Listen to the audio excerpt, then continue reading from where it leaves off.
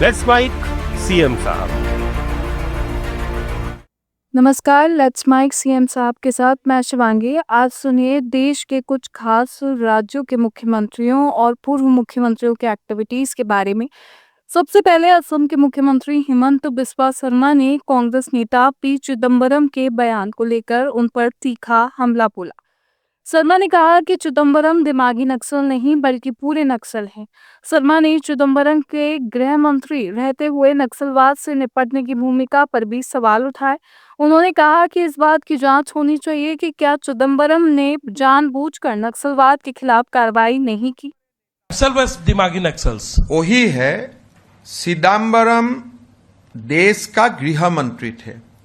उस समय आपको याद होगा वीसी शुक्ला सहित कांग्रेस का बड़े बड़े नेताओं को छत्तीसगढ़ में बम से उड़ाया गया था, लेकिन फिर भी कांग्रेस ने नक्सल को खत्म करने का कोई व्यवस्था नहीं लिया। तो मैं तो आह्वान करता हूं, जब चिदम्बरम ने खुद बोला मैं दिमागी नक्सल हूं, तो उसमें एक इंक्वायरी भी साथ में होना चाहिए कि चिदम्बरम क्या जानबूझ के नक्सल का खिलाफ व्यवस्था नहीं ले रहा था अब जब वो होम मिनिस्टर थे।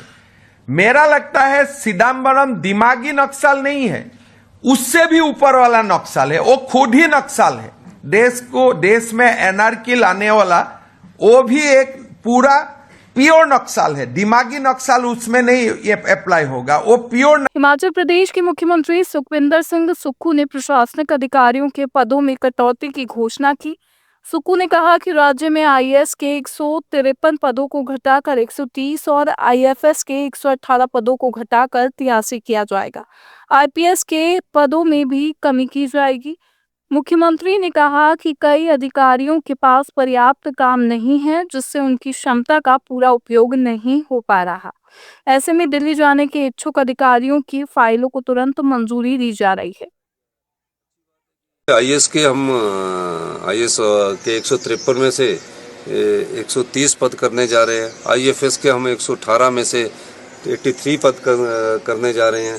आईपीएस के 96 में से और पद कम करने जा रहे हैं। अधिकारियों की ज़्यादा फौज नहीं चाहिए, अधिकारियों की फौज चाहिए हमें जो हमारे अनुसार जो लगता है कि जो योजनाएं हैं, योजनाओं को इम्प्लीमेंट करने के लिए अधिकारी चाहिए होते हैं। योजनाओं को अमली जामा पहनाने के लिए, उसके स्वरूप को बदलने के लिए अधिकारी चाहिए होते हैं। तो अच्छी बात है कि हमारे अधिकारी अपने आप ही महसूस कर रहे हैं कि एक एक पोस्ट पर एक आईएएस ऑफिसर बैठ गए हैं। तो काफ़ी ऑफिसर्स ऐसे बैठ गए हैं जिनके पास बेचारों के पास काम नहीं होता, उनका टैलेंट भी खराब होता है। तो इसीलिए मैं सबसे ज़्यादा जो अप्रूवल है वो दिल्ली जाने के लिए दे रहा हूँ कि जो अधिकारी दिल्ली जाना चाहता है, पहले इनकी फाइलें रोकी जाती थी, मैं इनकी फाइलें तुरंत प्रभाव से अप्रूव करता हूँ और जब रिलीव होना होता है तुरंत प्रभाव से कह रहा हूँ, क्योंकि इतने अधिकारियों की जरूरत नहीं है। हमारा 130 भी अभी ज़्यादा है, पर लेकिन कुछ आईएएस ऑफिसर्स की रिजाइनमेंट थी तो मैंने 130 किए। पर मैं तो चाहता हूँ कि आईएएस अधिकारी कम से कम 100 और 110 के बीच में होने चाहिए। एक अधिकारी पर हम सारे करेंगे तो 200 करोड़ रुपया कम खर्चा आएगा, जो कि लोगों को हम सेवा कर सकते हैं। उत्तर प्रदेश के मुख्यमंत्री योगी आदित्यनाथ ने लोगों से स्वदेशी उत्पादों को प्राथमिकता देने की अपील की है। योगी ने कहा कि जब देश का मुनाफा विदेशों में जाता है तो उसका एक हिस्सा भारत के खिलाफ आतंकवाद, नक्सलवाद और देश को अस्थिर करने में खर्च होता है। योगी आदित्यनाथ ने लोगों से जागरूक रहने और स्वदेशी उत्पादों को प्राथमिकता देने की अपील की। उन्होंने कहा कि देश हित में स्थानीय और स्वदेशी उत्पादों को बढ़ावा देना जरूरी है। आप सभी अपने यहां अन्नपूर्णा भवनों के निर्माण की कार्रवाई को तेजी के साथ आगे बढ़वाइए और हम आपको आश्वस्त करना चाहते हैं, धनराशि का आवंटन सरकार आपको करेगी। अच्छे भवन बनेंगे, वेयर हाउस बनेंगे। भाई राशन वितरण का काम तो आप एक सप्ताह 10 दिन कर लेंगे, 20 दिन आप उस वेयर हाउस का उपयोग अन्य कार्यों के लिए भी कर सकते हैं, कोई रोक टोक उसमें नहीं होगी। और उसका उपयोग करेंगे, अतिरिक्त इनकम उससे भी कमा सकते हैं। वन डिस्ट्रिक्ट वन प्रोडक्ट से जुड़े हुए उत्पाद भी अगर हम वहां रखेंगे, होली है, दीपावली है, कोई पर्व और त्योहार है, उस पर्व और त्योहार में अगर हम स्थानीय उत्पाद को भी प्रायोरिटी देते हैं तो उस प्रायोरिटी का आधार उसका क्या होगा? एक दिल्ली के पूर्व मुख्यमंत्री और आम आदमी पार्टी के राष्ट्रीय संयोजक अरविंद केजरीवाल ने दिमागी नक्सल वाले बयान पर पलटवार किया। प्रधानमंत्री नरेंद्र मोदी के बयान के बाद केजरीवाल ने सोशल मीडिया प्लेटफॉर्म एक्स पर खुद को दिमागी नक्सल बताया। केजरीवाल ने लिखा, हाँ मैं दिमागी नक्सल हूँ क्योंकि मैं देशभक्त हूँ और मुझे इस पर गर्व है। हथियारी नक्सल तो गए, लेकिन दिमागी नक्सल, ये दिमागी नक्सल मौके की तलाश में है। प्रधानमंत्री जी के हिसाब से दिमागी नक्सली कौन है? जो इस देश में प्रश्न उठाने की हिम्मत करता है, प्रधानमंत्री जी के हिसाब से वो दिमागी नक्सली है। जो सड़ी गली व्यवस्था को बदलना चाहता है, जो अच्छे सरकारी स्कूल चाहता है, जो अच्छे सरकारी अस्पताल चाहता है, जो बिजली चाहता है, पानी चाहता है, सीवर चाहता है, ड्रेनेज चाहता है, अच्छी व्यवस्था चाहता है, भ्रष्टाचार मुक्त भारत का सपना देखता है, वो प्रधानमंत्री जी के हिसाब से दिमागी नक्सली है। जो प्रधानमंत्री जी से और बीजेपी से डरता नहीं है, जो एक विकसित भारत का सपना देखता है, वो प्रधानमंत्री जी के हिसाब से दिमागी नक्सली है। आज अगर भगत सिंह जिंदा होते तो प्रधानमंत्री जी भगत सिंह को भी दिमागी नक्सली बोलते। आज अगर बाबा साहब अंबेडकर जिंदा होते, जिन्होंने सबकी बराबरी के लिए लड़ाई लड़ी थी, तो बाबा साहब अंबेडकर को भी प्रधानमंत्री जी नहीं छोड़ते, उनको भी प्रधानमंत्री जी दिमागी नक्सली बोलते।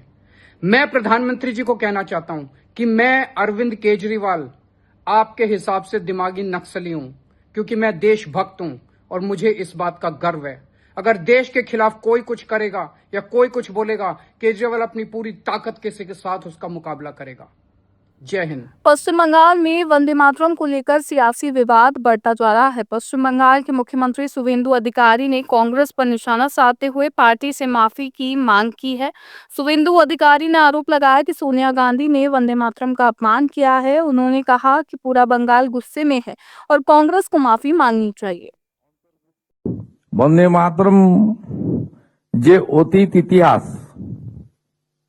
ভারতীয় জাতীয়তাবাদের চেতনাকে যেমন নতুন ভাষা দিয়েছিল, সাথে সাথে